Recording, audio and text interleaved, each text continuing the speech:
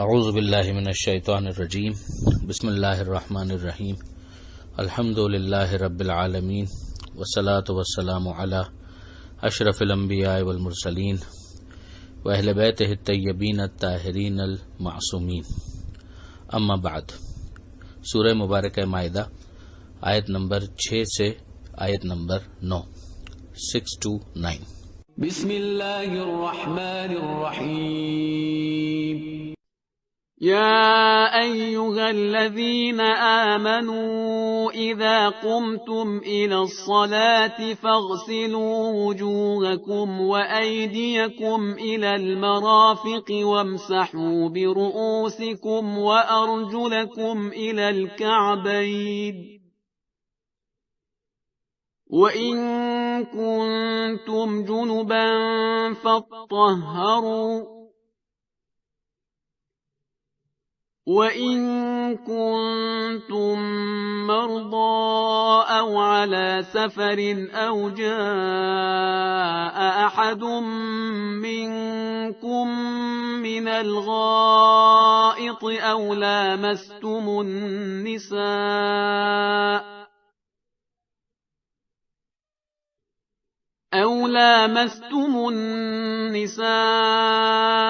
Film تجدوا ماء فتيمموا صعيدا طيبا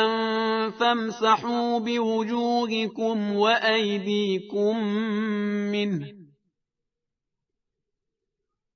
ما يريد الله ليجعل عليكم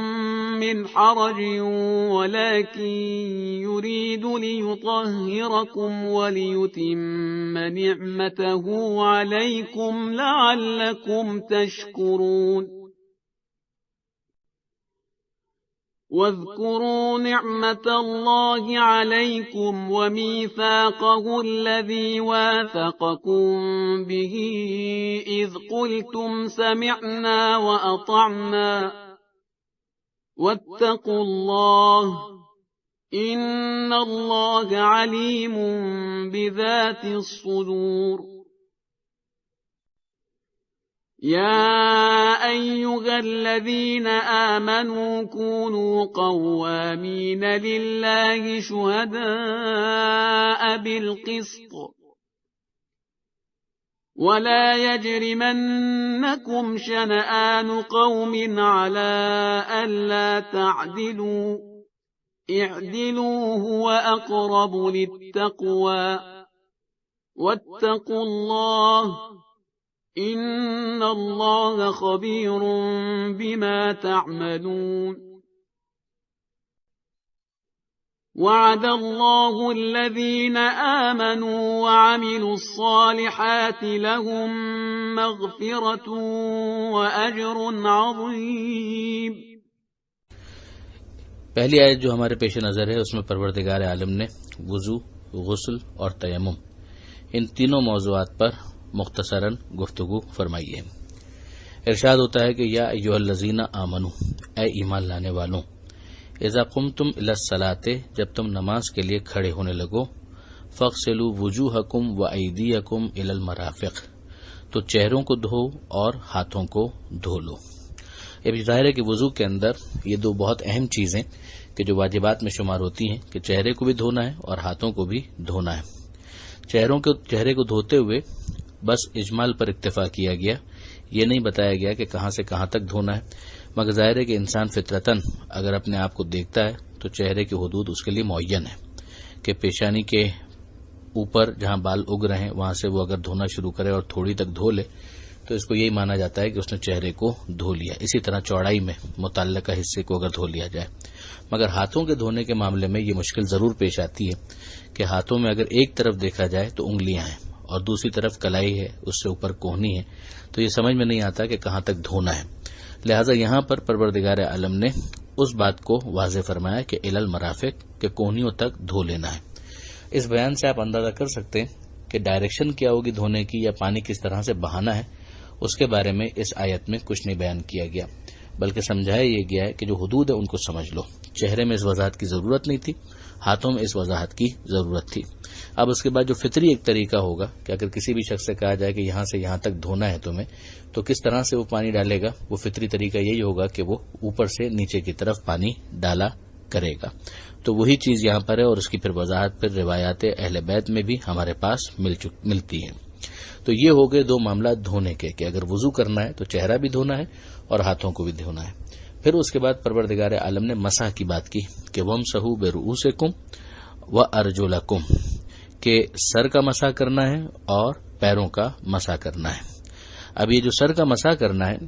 اس میں با موجود ہے کہ بِرُؤُوسِكُمْ، جس سے چھٹے امام جعفر صادق علیہ السلام نے یہ استدلال بھی فرمایا کہ یہاں پر مراد یہ ہے کہ سر کے کچھ حصے کا اگر مسح کر لیا جائے تو وہ کافی ہے۔ اور جب سوال کیا گیا کہ مولا یہ چیز قرآن کی اس آیت میں کہاں سے نکلے گی، تو امام نے کہا لمکان البا، کہ یہ جو با یہاں پر موجود ہے یہ بتا رہا ہے کہ پورے سر کا مسح نہیں مانگا گیا بلکہ سر کے کچھ حصے کا مسح مانگا گیا ہے۔ تفصیلات پھر احادیث کے اندر مزید بیان کی گئی۔ تو ایک ہو گیا سر کا مسح، اور پھر اس کے بعد فوراً ہے وہ ارجلکم، پیروں کا مسح، الی الکعبین، یہ جو گٹے ہیں وہاں تک، ابھار جو ہوتا ہے وہاں تک، کہ انسان اس کو بھی مسح میں شامل کر لے۔ تو اب یہاں پر یہ بات ہم کو سمجھ میں آئی کہ پیروں کا بھی مسح کرنا ہے، جیسے کہ بالکل واضح اگر کسی بھی عربی سمجھنے والے انسان کے سامنے اس عبارت کو رکھا جائے اور کوئی تعصب نہ ہو تو وہ یہی کہے گا کہ ہاں یہ مسح کی بات ہو رہی ہے، مگر بہرحال اس کے اندر جو عام برادران اہل سنت ہیں ان کی رائے یہی ہے کہ یہاں پر پاؤں کے دھونے کی بات کی گئی ہے اور اس کو دور لے جا کر فغسلو کے ساتھ تعلق اس کا جوڑتے ہیں۔ لیکن بہرحال قاعدہ یہی ہے کہ اقرب کے ہوتے ہوئے اب اد کے اوپر عطف کرنا مناسب نہیں ہے۔ تو یہاں پر جو عبارت ہے اس سے ہمیں یہ سمجھ میں آ گیا کہ وضو کی ترکیب یہ ہے کہ چہرے اور ہاتھ کو دھونا ہے اور سر کا اور پیر کا مسح کرنا ہے۔ پھر اس کے بعد پروردگار عالم یہ ارشاد فرماتا ہے کہ وَإِن كُنتُمْ جُنُبًا، کہ اگر تم جنب ہو جاؤ، یعنی اگر سیریمونیل انکلینلینس جس کو انگریزی میں کہا جاتا ہے کہ انسان جنابت کی وجہ سے اگر اس نجاست کا سامنا کرے تو پھر وہ کیا کرے، تو پروردگار عالم نے کہا کہ فَتَّحَّرُوا، کہ طہارت کا اہتمام کرو، اپنے آپ کو پاک کرو۔ یہ پاکیزگی کیسے ہوگی اس کی تفصیلات یہاں پر نہیں دی گئی، اس کی تفصیلات پھر ہمیں احادیث کے اندر ملتی ہے کہ غسل جنابت کے ذریعے سے انسان اپنے آپ کو طاہر اور پاکیزہ بنائے گا۔ پھر یہاں پر ایک ایکسیپشنل کلاز دیا گیا کہ وَإِن كُنتُم مَرْضَىٰ أَوْ عَلَىٰ سَفَرٍ، کہ اگر تم میں کوئی مریض ہے یا وہ سفر کی حالت میں ہے، او جاء احد منکم من الغائط، اور یا وہ واش روم سے پاخانے سے فارغ ہوا ہے، او لامستم النساء، یا تم نے اپنی خواتین سے یعنی اپنی ازواج سے قربت کی ہے، فلم تجدوا ماء، اور تمہارے پاس پانی نہیں ہے، تو پھر تم کیا کرو گے، فتیمموا صعیدا طیبا، کہ پاک مٹی کے اوپر تمہیں تیمم کرنا ہے۔ اب ظاہر ہے کہ اس حصے کے اندر جو بتایا گیا اس میں کچھ کیسز وہ ہیں کہ جس میں وضو کے بدلے انسان تیمم کرے گا، اور کچھ کیسز وہ ہیں کہ جس میں انسان غسل کے بدلے تیمم کرے گا۔ فَامْسَحُوا بِوُجُوهِكُمْ، اب اس کے اندر سمجھایا جا رہا ہے کہ اس تیمم کے اندر کیا کرنا ہے۔ بِوُجُوهِكُمْ یعنی اپنے چہرے کا مسح کرو، وَأَيْدِيكُمْ مِنْهُ، اور اپنے ہاتھوں کا مسح کرو۔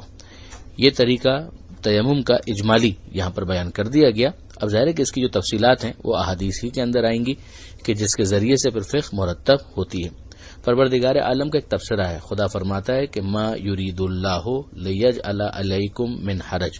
کہ اللہ تمہارے لیے حرج نہیں چاہتا کہ تمہیں خواہ خواہ پریشان کیا جائے اور مشکلات میں ڈالا جائے، مگر ایک لاپرواہی ہے وہ بھی نہیں ہونی چاہیے۔ خدا یہ چاہتا ہے ولیکن یرید لیطہرکم، کہ تمہیں پاکیزگی عطا کرے، تمہیں طہارت عطا کرے، وَلِيُتِمَّ نِعْمَتَهُ عَلَيْكُمْ، اور تم پر اپنی نعمتوں کو تمام کرے، یعنی ان کو کنٹینیو کرے، لَعَلَّكُمْ تَشْكُرُونَ، شاید تم شکر گزار بن جاؤ۔ اس کے بعد جو آیت ہے آیت نمبر 7، اس میں پروردگار عالم یہ ارشاد فرماتا ہے کہ وَاذْكُرُوا نِعْمَتَ اللَّهِ عَلَيْكُمْ، اللہ کی نعمت کو یاد کرو، وَمِيثَاقَهُ الَّذِي وَاثَقَكُم بِهِ، اور اس وعدے کو یاد کرو جو وعدہ تم سے اس نے لیا ہے، جب تم نے یہ کہا سمعنا وَأَطَعْنَا، کہ ہم نے سنا اور ہم اطاعت کریں گے۔ فطری طور پر انسان پروردگار عالم کی طرف مائل ہوتا ہے، اپنے خالق کی طرف مائل ہوتا ہے، وہ فطری عہد ہے اور وعدہ ہے۔ اسی کو جب نبی کی نبوت کو قبول کر کے دین میں شامل ہونے کا اعلان ہو جائے تو پھر ظاہر ہے کہ یہ وعدہ ایک اور انداز سے ہمارے سامنے آ جاتا ہے۔ پھر خارج میں پیغمبر اکرم کے ہاتھ پر اگر بیعت کرنے کا موقع مل جائے تو تو یہ اور زیادہ نمایاں ہو جاتا ہے کہ اب میں اطاعت کا وعدہ کرتا ہوں. تو فطری وعدہ ہو، دین میں داخل ہونے کی وجہ سے وعدہ ہو، عہد و پیمان ہو جو پروردگار سے کیا گیا ہے، پھر اس کی پاسداری بہرحال ضروری ہے. تو فوراً کہا گیا کہ واتقوا اللہ، اللہ کے غضب سے بچو، یعنی اللہ کا تقوی اختیار کرو، اللہ کے غضب سے اپنے آپ کو بچاؤ. ان اللہ علیم بذات الصدور، یقیناً اللہ سینوں میں موجود جو خیالات ہیں، جو احساسات ہیں، ان سے اچھی طرح سے واقف ہے. اگلی آیت نمبر 8، اس میں پروردگار عالم نے ارشاد فرمایا کہ اے ایمان لانے والوں، کونوا قوامین للہ شہداء بالقسط، تم اللہ کے عائد کردہ فرائض کی تکمیل کے ذمہ دار اور عدل و انصاف کے ساتھ گواہ رہو. یہ جو عدل و انصاف کے ساتھ قیام کرنے کی بات ہے، جو کئی مقامات پر ہم اس سے پہلے بھی دیکھ چکے ہیں، سورہ نساء میں بھی ہم نے پڑھا، سورہ آل عمران میں بھی ہم نے پڑھا، یہ پروردگار عالم کی ایک بہت اہم تعلیم ہے کہ اسلام عدل و انصاف چاہتا ہے، ظلم نہیں چاہتا. تا ان حد کہ ایون اپنے دشمنوں کے ساتھ بھی، جو فوراً بلا فاصلہ بات آ رہی ہے کہ وَلَا يَجْرِمَنَّكُمْ شَنَآنُ قَوْمٍ عَلَىٰ أَن لَا تَعْدِلُوا، کہ تمہیں کسی قوم کی دشمنی اس بات پر آمادہ نہ کرے کہ تم عدل کے راستے کو چھوڑ دو. اے دلو، عدل اختیار کرو، ہوا اقرب للتقوی، وہی تقوی سے قریب تر ہے. واتقوا اللہ، اللہ کا تقوی اختیار کرو، اللہ کے غضب سے بچو. ان اللہ خبیر بما تعملون، اللہ خبر رکھتا ہے جو تم عمل انجام دیتے ہو. یہیں سے ہمیں سمجھ میں آتا ہے کہ مسلمانوں کا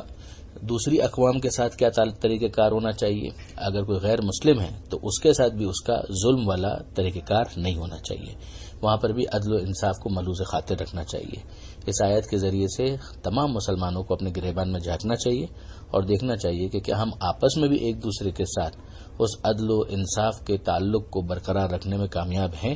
یا فقط بدگمانی کی وجہ سے، بدزنی کی وجہ سے، جھوٹے پروپیگنڈے کی وجہ سے ایک دوسرے کی گردن مارنے کے لیے تیار ہو جاتے ہیں. جبکہ اسلام غیر مسلموں کے ساتھ، غیروں کے ساتھ، دشمنوں کے ساتھ بھی عدل و انصاف کی تعلیم دیتا ہے، اور اگر اس کا خیال نہ رکھا جائے تو اپنے غضب کے حوالے سے متوجہ کرتا ہے کہ اللہ کا تقوی اختیار کرو، یعنی اللہ کے غضب سے اپنے آپ کو بچاؤ.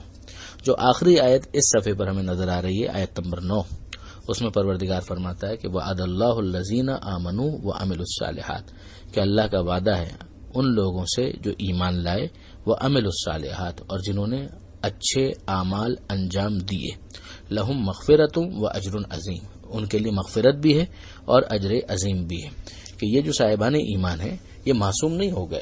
ظاہر ہے کہ یہ کبھی غلطیاں کر سکتے ہیں، کبھی لغزش ہو سکتی ہے، لیکن اگر یہ اعمال صالحہ کرتے رہے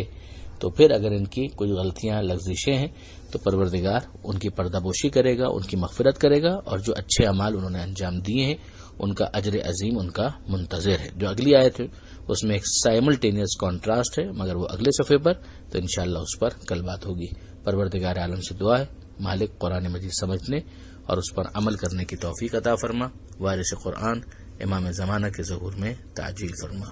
وآخر دعوانا ان الحمدللہ رب العالمین، والسلام علیکم ورحمۃ اللہ وبرکاتہ.